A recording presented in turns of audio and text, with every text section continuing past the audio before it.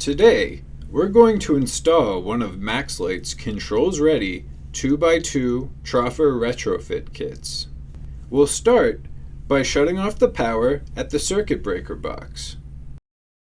Next, we're going to begin removing the existing hardware while making sure to leave the power supply leads in place.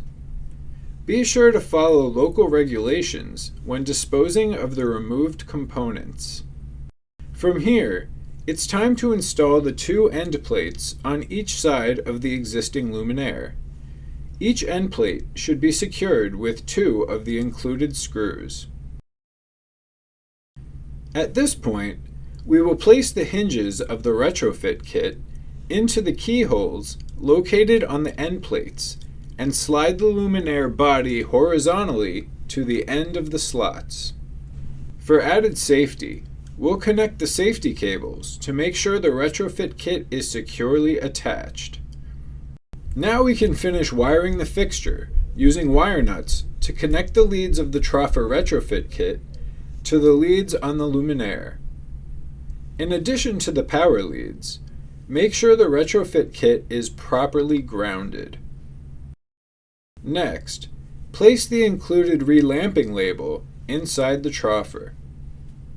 From here, we'll lift the retrofit troffer up into place and secure it with the locking latches located on each end of the luminaire. Finish up by installing the side plates between the fixture and the T-grid.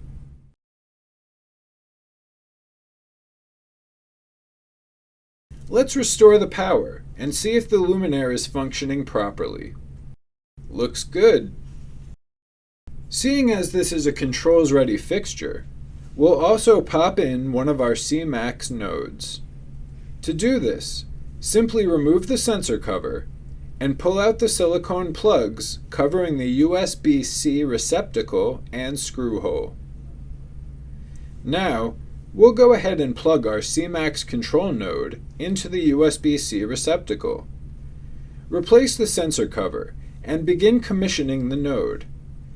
That process will look a little different depending on the type of node, so please refer to our CMax commissioning guide for instructions on that part of the process.